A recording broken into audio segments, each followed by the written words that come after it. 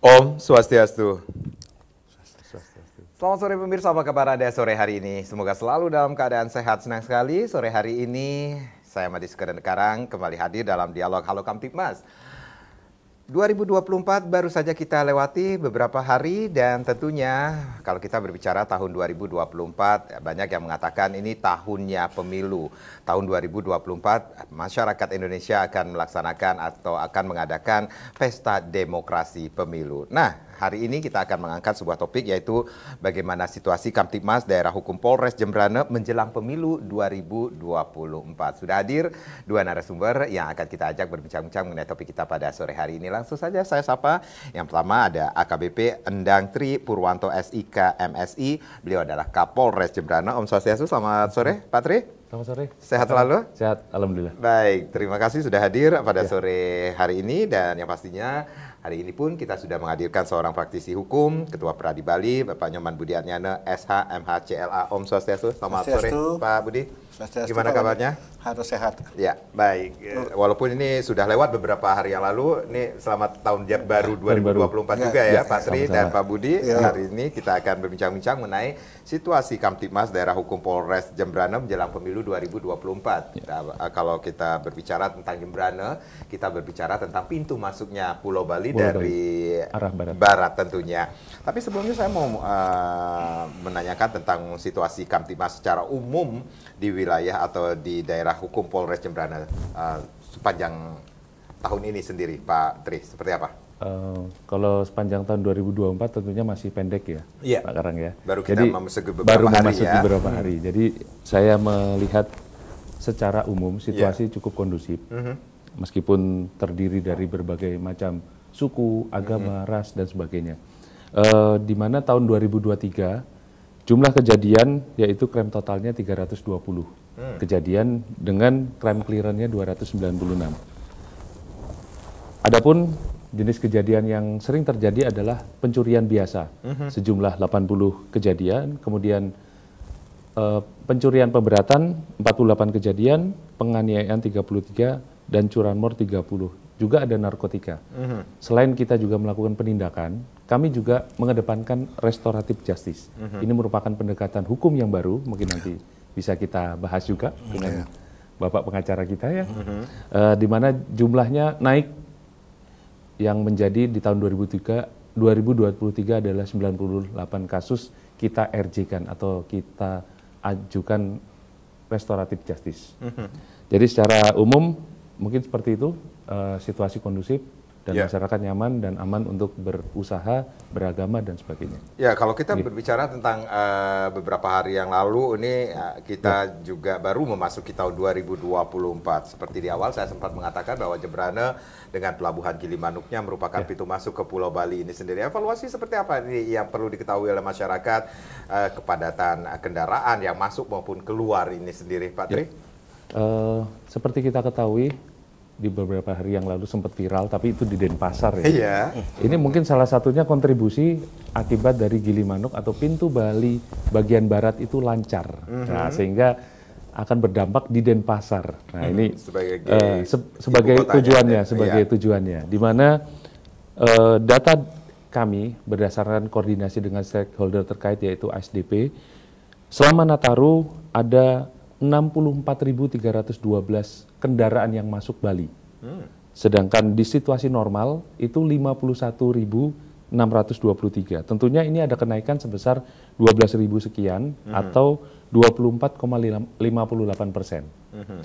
Sedangkan untuk keluar Bali, untuk di masa Nataru ada 66.000 dan di masa normal ada 34.526 sekian. Dengan total kenaikan yaitu 31.475 atau 91%. Nah, ini silakan yang jelas kami melaksanakan upaya yaitu melaksanakan operasi Lilin Agung 2023. Di mana kami membuat pos pengamanan, Polres Jembrana membuat pos pengamanan sejumlah 5 pos dan 1 pos pelayanan terpadu yaitu di SDP bersama dengan stakeholder terkait dan pos pelayanan di kargo. Ini tujuannya apa? Untuk mengurai terjadinya kepadatan atau antrian yang cukup panjang. beberapa hari sempat terjadi, namun bisa diantisipasi dalam hitungan jam karena akibat adanya kerjasama yang baik antara stakeholder, mulai dari SDP, kepolisian, bahkan dinas-dinas yang lain. Baik, Pak Tri, Ya. Pak Budi, kita rehat sejenak. Nanti Ya. kita akan lanjutkan lagi dengan topik kita, yaitu bagaimana situasi Kamtibmas Daerah Hukum Polres Jembrana tentunya menjelang pemilu 2024. Dan nanti kami juga akan mengajak Anda, pemirsa Bali TV di mana saja berada, yang saat ini menyaksikan acara kita di Halo Kamtibmas, untuk berpartisipasi di line 0361 894 8400 dan juga di 0361 894 8401 sesaat lagi.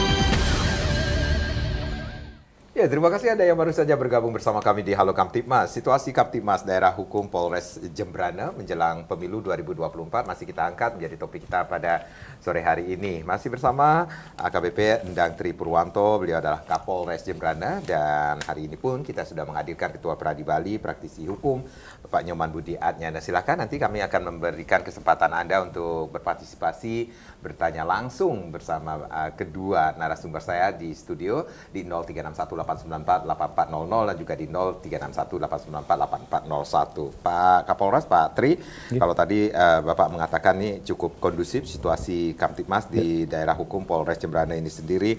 Kita melihat nih kendaraan pada saat Nataru, menjelang Nataru, dan juga ini ada puncak arus baliknya itu pada tanggal berapa, Pak?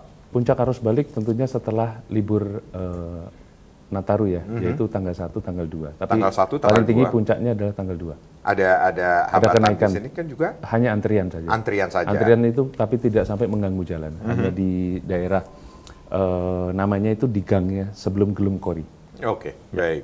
Tidak sampai mengganggu perjalanan. Dengan operasi Lilin Agung yang diselenggarakan juga membantu sekali?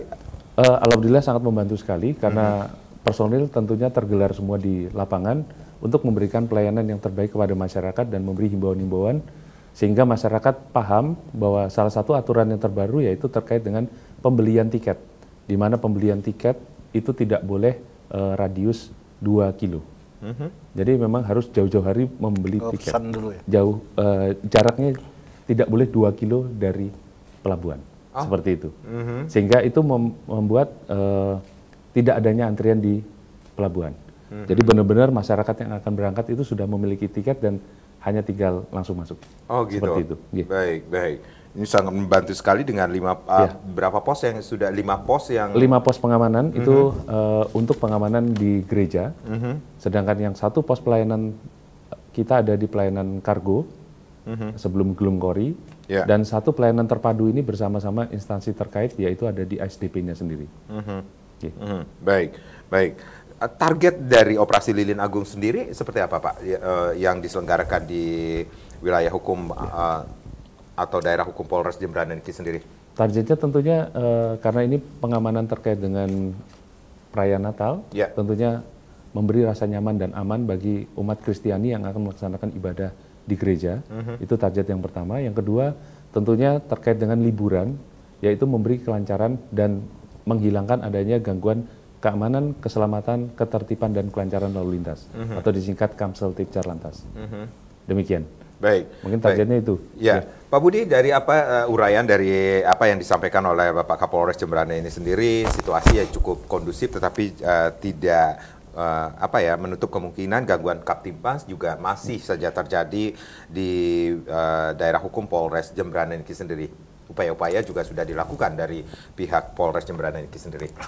Jadi dari apa yang disampaikan oleh Pak Kapolres tadi, ini Kabupaten Jembrana kan agak khas ya. Sebagai pintu masuk. Terus keberagaman masyarakat yang ada di sana. Ada saudara kita Muslim, ada Kristen, ada Hindu, dan cukup banyak di sana. Sehingga diperlukan pendekatan-pendekatan khusus tersendiri kan bagi rekan-rekan yang bertugas di kepolisian. Sudah tentu dengan kondusifnya situasi di sana, hal-hal yang harus dipakai untuk mengantisipasi kayaknya udah dilaksanakan oleh teman-teman kepolisian. Alhamdulillah. Misalnya deteksi dini, sehingga potensi-potensi konflik yang ada sudah bisa diantisipasi terlebih dahulu. Ujiannya memang di sana buat teman-teman yang menjaga keamanan dan ketertiban. Dengan keberagaman yang ada di sana, kalau perjalanan Natal, Tahun Baru bisa berjalan dengan kondusif, berarti telah dikerjakan SOP-SOP yang seharusnya dikerjakan untuk menjaga keamanan di sana. Soal tindak kriminalitas tadi, ya hampir semua kabupaten ada tindak kriminalitasnya. Ya kadang naik dikit, kadang-kadang turun dikit. Tapi tidak ada sesuatu yang ekstrim yang terjadi, itu menjadi barometer bahwa pengamanan dan Kamtibmas yang ada di sana sudah berjalan dengan baik. Baik, untuk kelancaran lalu lintas saat Nataru ini juga menjadi perhatian. Kalau soal di sana lancar, di sini macet. Jadi sebagai pintu masuk dan pintu keluarnya, memang kita aja kalau berkendaraan kan tahu kan, kalau musim-musim Natal dan Tahun Baru gimana harus kendaraannya keluar masuk di sana. Nah, ini kan harus juga memang diedukasi masyarakatnya bahwa ada hari-hari atau momen tertentu yang memang sangat padat, sangat padat. Mengedukasi masyarakat dan mengajarkan mereka untuk tertib berlalu lintas sudah tentu bisa mengeliminir kejadian-kejadian yang mungkin terjadi kan. Walaupun akibat lalu lintas keluar masuk yang banyak melalui Gilimanuk, yang dapat dampak kan Denpasar. Jadi begitu crowded. Dan kita orang Denpasar tidak kemana-mana. Jadi nggak bisa kemana-mana ya Pak ya? Dan tidak ingin kemana-mana Pak. Kita tinggal aja, silahkan orang lain menikmati. Kan itu Pak Pade. Ini kelihatan banget ya kalau ketika hari atau Nataru ini orang Denpasar sendiri tidak bisa stay calm di rumah ya, bisa dikatakan demikian ya. Pak Budi, tadi juga ada yang menarik sekali yang disampaikan oleh Pak Tri selaku Kapolres Jembrana sendiri, walaupun angka kriminalitas atau gangguan Kamtibmas di daerah hukum Polres Jembrana ini sendiri cukup kondusif, tetapi tidak menutup kemungkinan, tidak menutup mata Niki sendiri, ada hal-hal yang perlu kita garis bawahi. Kejahatan masih saja terjadi kalau kita evaluasi di tahun 2023. Ini ada yang menarik sekali, ada RJ itu sendiri. Ini seberapa pentingnya RJ bagi pihak kepolisian? Kalau RJ ini kan sesuatu yang memang menjadi jalan keluar untuk mengantisipasi membludaknya laporan-laporan yang masuk. Bahwa ada cara-cara yang lebih edukatif dan manusiawi yang bisa diterapkan, sehingga daripada harus melaksanakan proses itu dari pihak pelapor dan terlapor kan menjadi sangat panjang. Sangat panjang. Sementara dampak pemidanaan sendiri belum tentu juga positif buat mereka yang terpidana. Nah, hal-hal seperti ini memang sedang digalakkan, dan kita pun dari lawyer mengedukasi klien untuk bisa melaksanakan RJ itu juga, mendorong mereka khususnya pelapor ini kan. Nah, hal-hal seperti itu tidak cukup hanya dari kami, dari teman-teman kepolisian juga biar bisa mensupport hal tersebut. Mungkin secara lebih detail Pak Kapolres bisa menceritakan proses-proses RJ yang terjadi di Jembrana adalah. Nah, ini seperti apa proses RJ yang dilaksanakan di daerah hukum Polres Jembrana ini sendiri, Pak Tri? Sesuai dengan aturan dari Bapak Kapolri tertuang di dalam Perkap, di mana restoratif justice ini kita beri wadah juga. Di dalam arti apabila dari pelapor atau korban merasa sudah ada perdamaian, kemudian kerugiannya juga tidak sudah tertutupi, serta itu bukan merupakan kejahatan-kejahatan yang yang dikecualikan, itu diperbolehkan. Jadi langsung kita pertemukan antara kedua belah pihak, baik itu pelapor maupun korban dan pelaku, disertai di kepala lingkungannya juga, atau kepala desa ikut juga. Sehingga benar-benar bahwa ini disaksikan dan bisa harapannya memberikan rasa keadilan bagi kedua belah pihak. Iya, harapannya atau tujuan dari restoratif justice ini sendiri seperti apa, Pak? Tujuannya tentunya gini, pendekatan ini merupakan pendekatan yang baru dan sudah dilegalkan. Kalau dulu paling cuma damai-damai ya Pak ya. Nah sekarang sudah dilegalkan. Itu kita tahu LP sekarang lagi membludak istilahnya ya. Laporan polisi maksudnya? Bukan laporan polisi, lembaga pemasyarakatan. Lembaga pemasyarakatan penghuninya saat ini sudah di luar kapasitas. Seharusnya mungkin 500, overload kalau tidak salah di kerobokan ini 1.500. Otomatis sudah 300%. Jadi satu kamar berapa? Ya, bahasanya seperti itu. Betul. Satu sel ibaratnya seperti itu. Harusnya isi 30 orang, ternyata isi 90 orang. Bayangkan. Nah, sehingga kan ini harapan dari pemerintah supaya mengurangi salah satu beban, di mana beban negara yaitu terkait dengan mungkin biaya makan dan sebagainya, dan juga kapasitas LP yang tidak manusiawi, sehingga karena overload seperti tadi. Nah, salah satunya dengan cara RJ.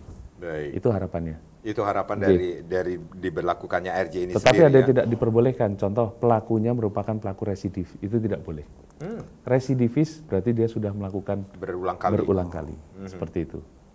Jadi ada hal-hal yang tidak diperbolehkan. Dikecualikan. Jadi begitu dia residivis ya kita akan tolak. Sudah tidak bisa ini. Baik. Berarti sudah dilaksanakan juga di beberapa daerah. Sudah. Secara nasional. Secara nasional juga sudah dilakukan, termasuk juga di Jemberana. Di Jemberana ini sendiri. Ya. Baik. Itu ibaratnya meringankan tugas kepolisian juga kah, Pak Budi melihatnya? Pasti meringankan kepolisian, bahkan CJS. Bukan hanya kepolisian, tetapi juga jaksa dan hakim ya Pak. Termasuk pengacara juga. Baik. Mengurangi pekerjaan pengacara, Pak Budi. Jadi kan ada perkara-perkara yang semestinya bisa diselesaikan secara musyawarah, mufakat di antara mereka, tapi kemudian menjadi terlaporkan. Teman-teman di kepolisian yang menerima laporan kan harus menindaklanjuti.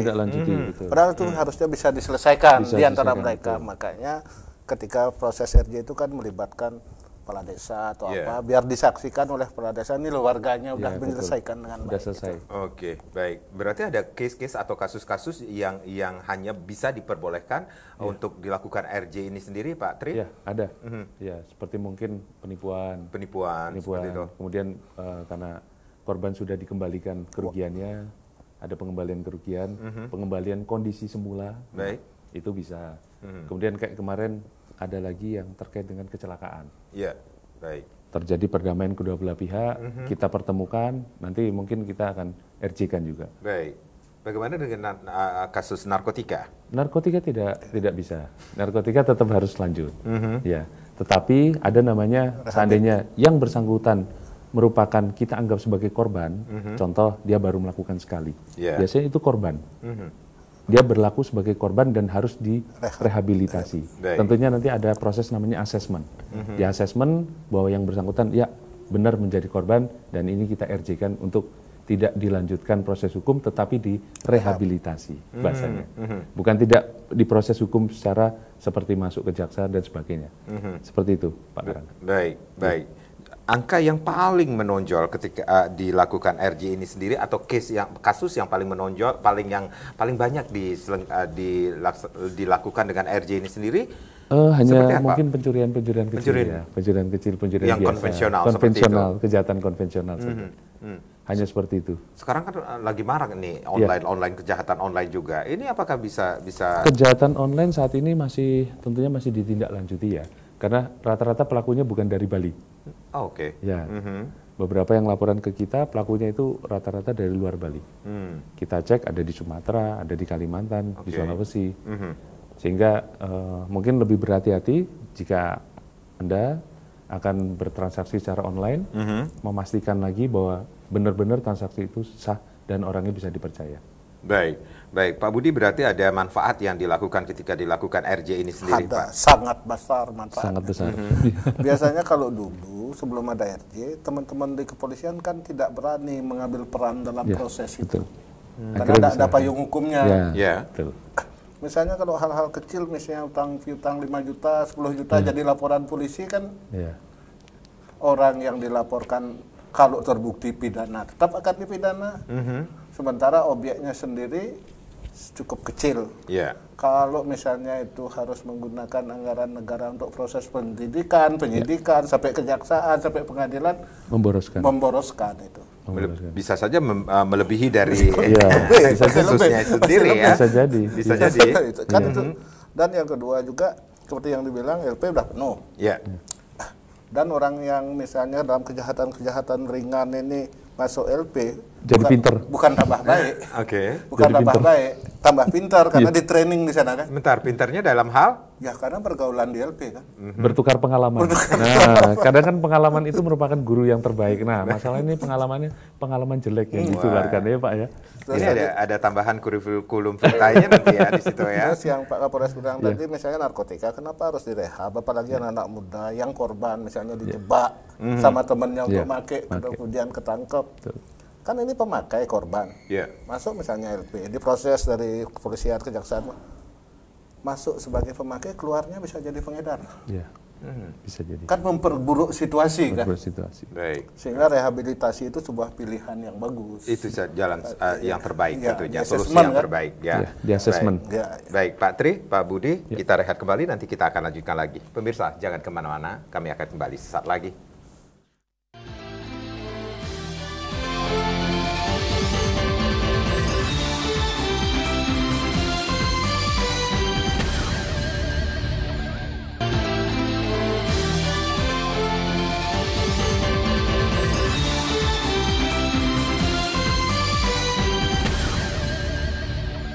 Ya, situasi Kamtimas Daerah Hukum Polres Jembrana jelang pemilu 2024 masih kita angkat menjadi topik kita di Halo Kamtimas.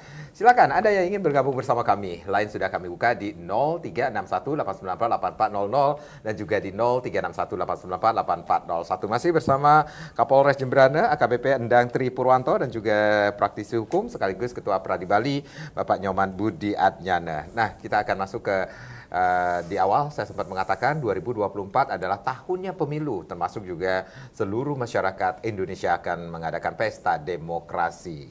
Saya akan tanya Pak Kapolres nih, Pak Kapolres, seperti kita mengetahui dari 5 kecamatan yang ada di Jembrana, di negara Niki sendiri, ini bagaimana persiapan untuk pengamanan pemilu 2024 Niki sendiri? Ya, untuk persiapan dari Polres Jembrana, tentunya kita seperti dari Mabes Polri dan Polda Bali, yaitu menggelar namanya Operasi Mantap Berata Agung 2000. Nah ininya nih. Oh, ada bednya. Nah, ada bednya. Bednya ini berarti Kaopsda, berarti saya di Kaopsres. Kalau beliau Bapak Kapolda adalah Kaopsda.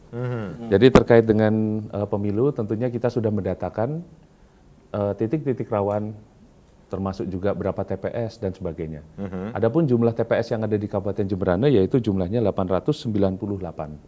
Di mana kita sudah kategori mulai dari TPS yang kurang rawan jumlahnya 732 dan juga TPS rawan 162 dan TPS sangat rawan yaitu jumlahnya 4. Ini kenapa? Kami tentunya sudah langsung mengambil langkah.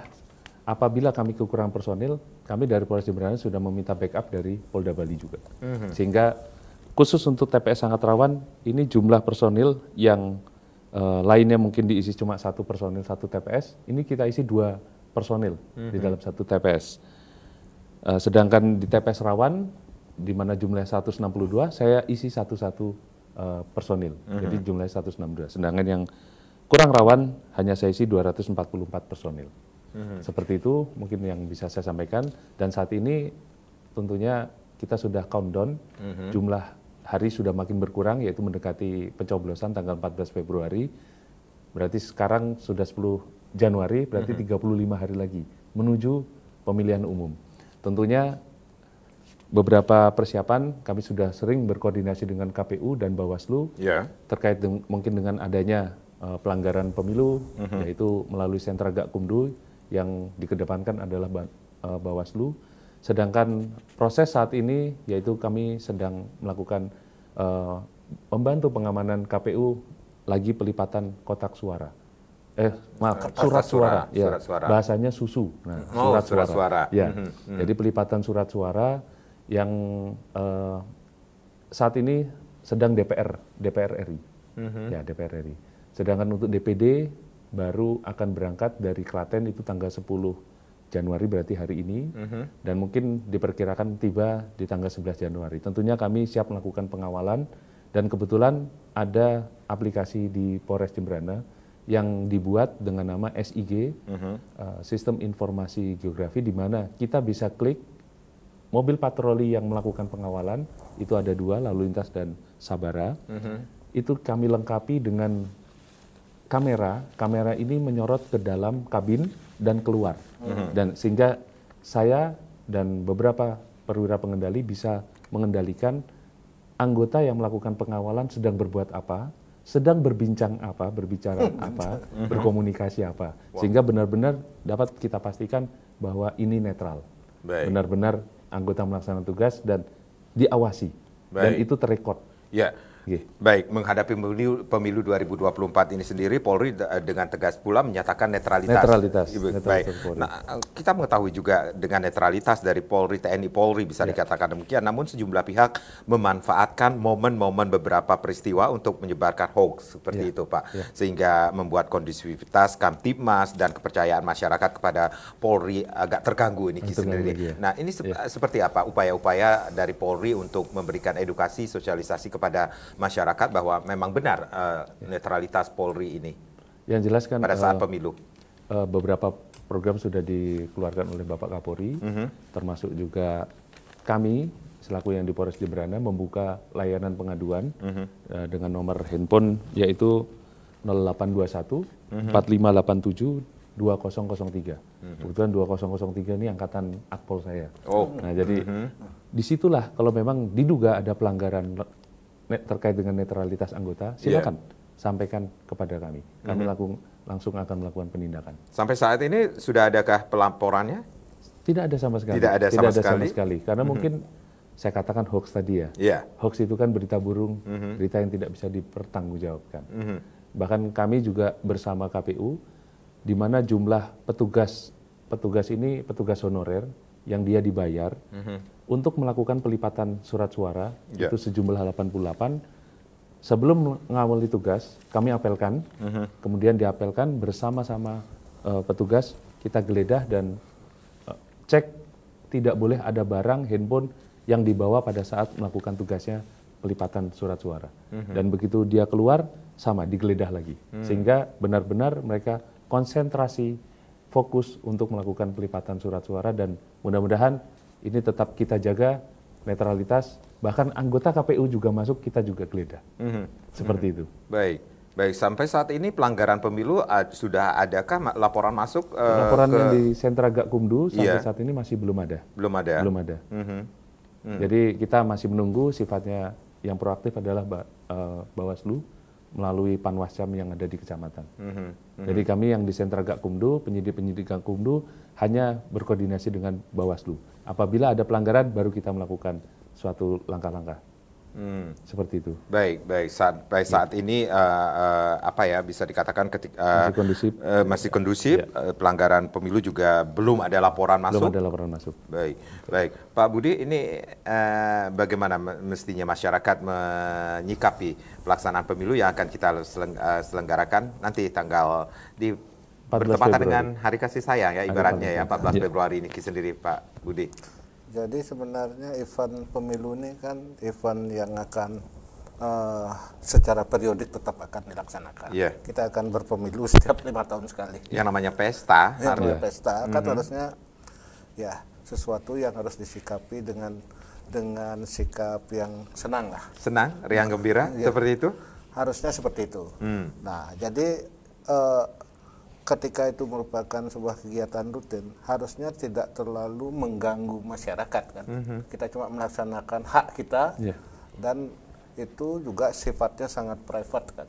Urusan kita masing-masing memilih siapa dan lain sebagainya. Tetapi yang biasanya dijadikan sebagai trigger atau pemicu itu kan pandangan-pandangan yang muncul misalnya dari penyelenggara pemilu, misalnya KPU.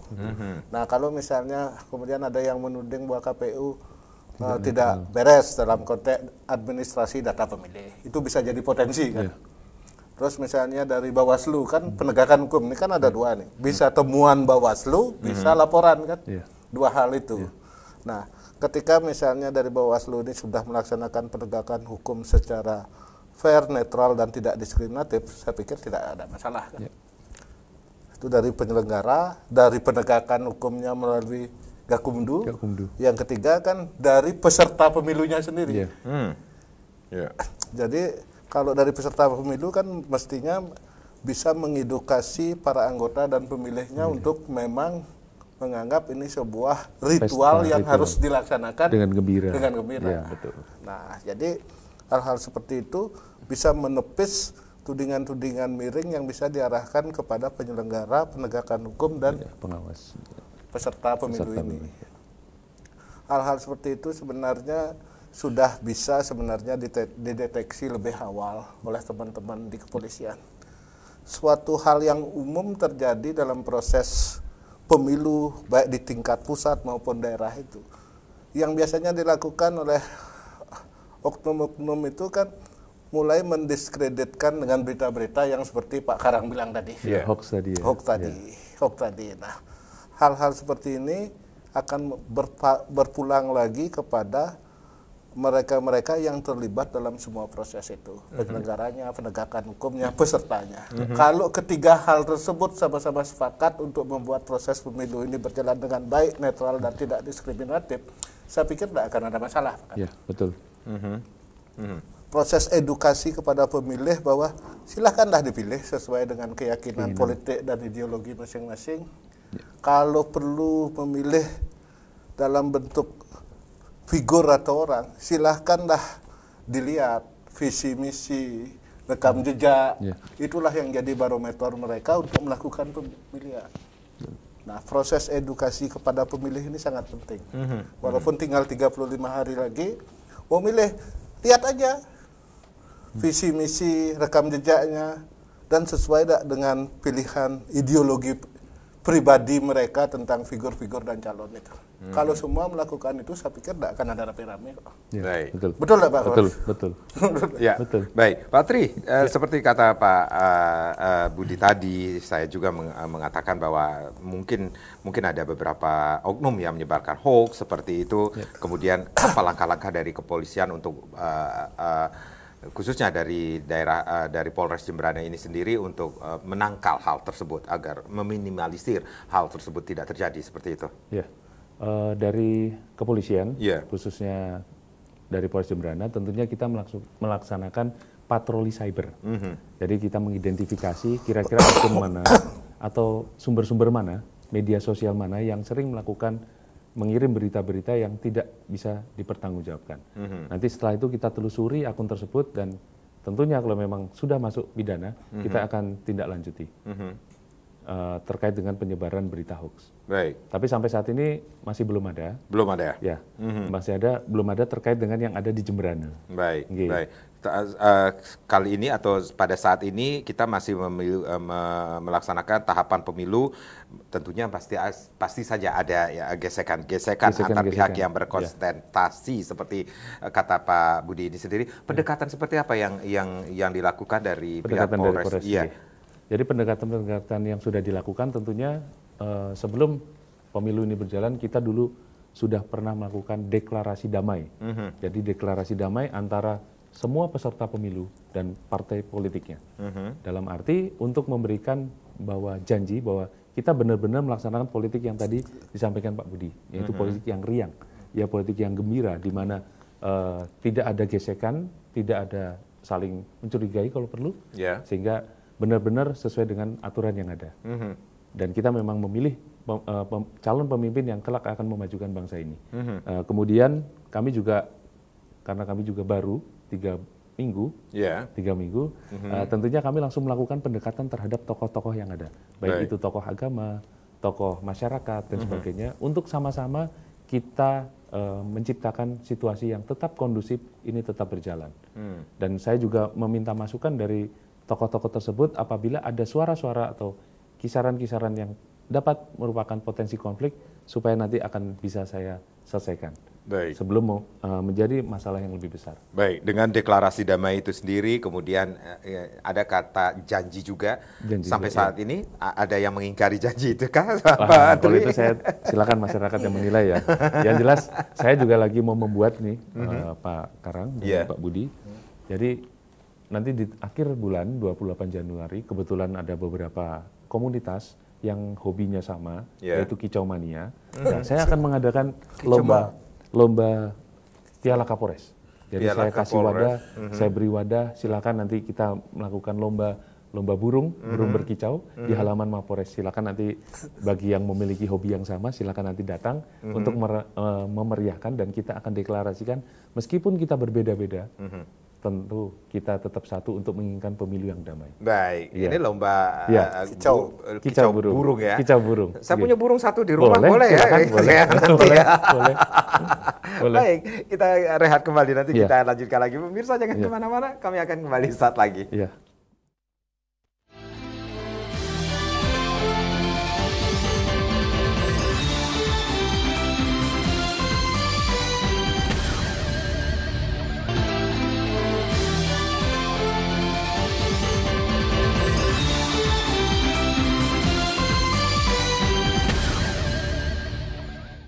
Ya, kita masih di Halo Kamtibmas. Bagaimana situasi Kamtibmas Daerah Hukum Polres Jembrana menjelang pemilu 2024? Masih kita angkat menjadi topik kita di Halo Kamtibmas bersama Kapolres Jembrana AKBP Endag Tri Purwanto, dan juga ada Bapak Nyoman Budi Adnyana, praktisi hukum sekaligus Ketua Pradi Bali tentunya. Silakan Anda yang ingin bergabung, kami masih memberikan kesempatan Anda untuk berpartisipasi di 0361894800 dan juga di 0361894801. Kalau tadi Pak Kapolres sudah menyampaikan bahwa banyak hal yang sudah dilakukan dan sedang dilakukan untuk pengamanan pemilu. Dan kalau kita berbicara tentang situasi Kamtibmas Daerah Hukum Polres Jembrana yang cukup kondusif, tetapi beberapa waktu lalu saya juga sempat mencuri perhatian kita tentang bisa dikatakan ini tindak kejahatan, gangguan Kamtibmas tentang penangkapan penyu itu. Iya. Seperti apa ini case-nya, kasusnya Pak Patri? Itu kebetulan di bulan November 2023. Kurang lebih di tanggal 19, penyidik tim tentunya menangkap tangan pelaku dengan inisial RDP. Itu di Desa Beluk, Kecamatan Negara.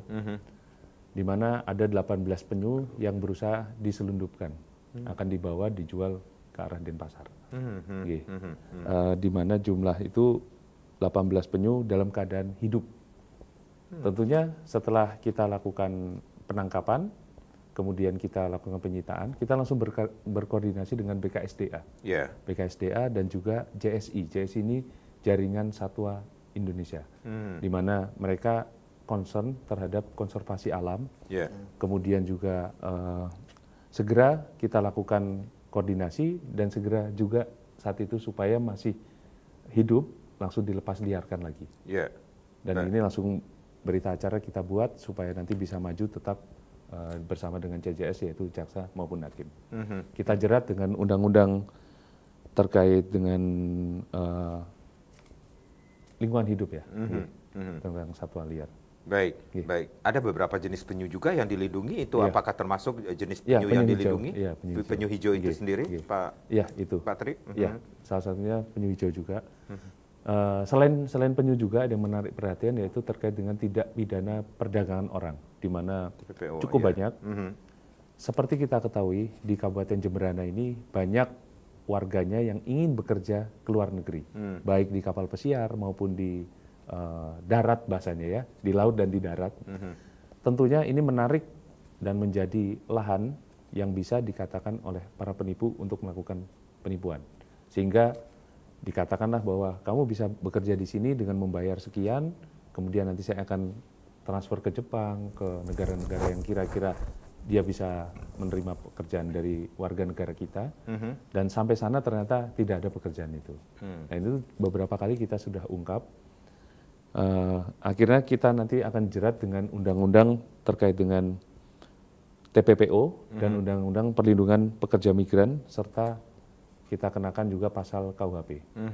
Demikian. Jadi ini yang menarik perhatian, yaitu terkait dengan penyu serta TPPO itu. Baik, Pak Budi, ada hal yang perlu kita cermati juga dengan kasus yang sudah ditangani oleh Polres Jembrana ini sendiri.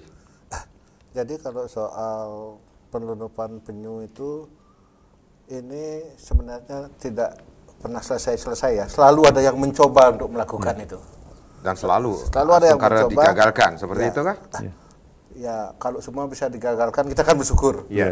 Tapi biasanya pelaku tindak kejahatan ini kan selalu mencoba dan belum tentu semuanya bisa kita ungkapkan seperti itu. Jadi kita tangkap. selalu mencari trik agar tidak diketahui, seperti itu. Ya kan biasa kalau kejahatan tuh kayak itu. Dia akan mencoba terus sampai kemudian lolos kan. Kalau kena dia anggap apes kan. Nah, khusus untuk penelurupan penyu ini kan sebenarnya secara internasional kan persoalan serius itu. Persoalan lingkungan hidup itu. Hal-hal yang menjadi concern internasional itu adalah lingkungan, pembabatan hutan, penyu dan lain sebagainya. Sehingga mau tidak mau Indonesia harus ikut juga concern tentang masalah tersebut biar tidak dituding sebagai negara tidak cinta lingkungan. Sehingga apa yang dilakukan Polres Negara dalam melakukan penanganan seperti itu udah sangat bagus dan itu dilepaskan kembali. Itu kan barang bukti. Kalau dalam pidana barang bukti kan harus dibawa ke pengadilan. Harus dibawa ke pengadilan. Misalnya nyuri motornya dibawa ke pengadilan.